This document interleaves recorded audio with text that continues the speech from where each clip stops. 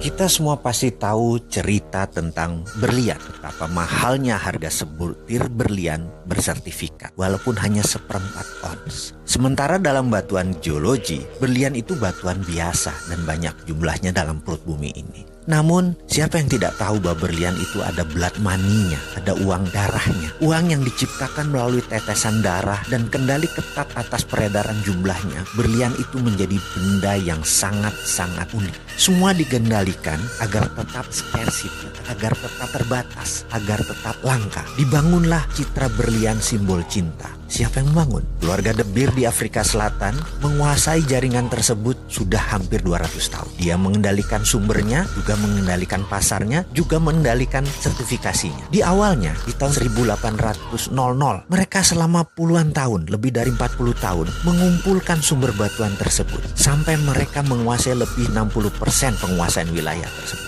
Dan di tahun 1860 mereka mendeklar dengan menyatakan bahwa berlian adalah simbol cinta, berlian adalah simbol kehormatan, berlian adalah sebuah kekuatan, berlian adalah sebuah kemurnian. Dan image tersebut membuat benda berwarna putih bening tersebut berharga ribuan dolar, walaupun dengan gramasi yang sangat kecil.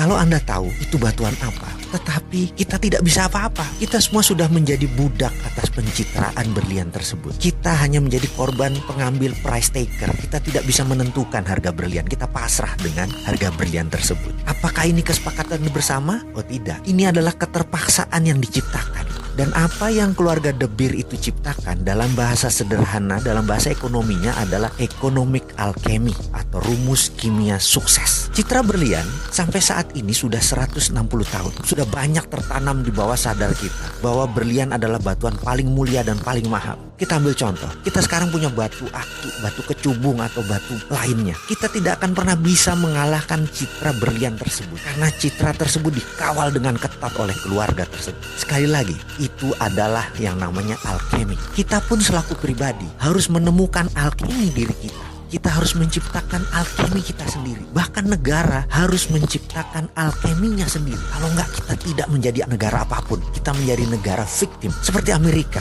mereka menciptakan alkemi. Mereka mengatakan mereka tidak menggunakan jaminan emas lagi pada tanggal 15 Agustus 1971 untuk mencetak dolar. Mulai saat itu mereka suka mereka mencetak dolar. Dan hari itu dinamakan hari alkeminya dolar. Dan itu alkeminya Amerika. Misalnya, strategi menaklukkan wilayah sewaktu Patih Gajah Mada menyatukan Nusantara dengan perjanjian logam, itu pun namanya alkemi. Kita tahu kan semua sejarah tersebut, di mana ketika Patih Gajah Mada menyatakan akan menyatukan Nusantara di bawah Panji Majapahit, ada puluhan kerajaan yang dihendak satukan. Dari selatan Thailand, Champa, dari utara Filipina, sampai sisi timur Melanesia, nyaris tanpa tumpah darah. Hanya ada satu perang dengan kerajaan Pasundan. Sisanya hampir tidak pakai perang yang tumpah darah. Yang dipakai adalah perjanjian logam. Emas Majapahit dipinjamkan ke berbagai kerajaan dan mereka yang menerima pinjaman emas tersebut menaikkan Panji Majapahit bendera gula kelapa yang berwarna merah putih. Penaklukan Gajah Mada menyatukan Nusantara adalah economic warfare,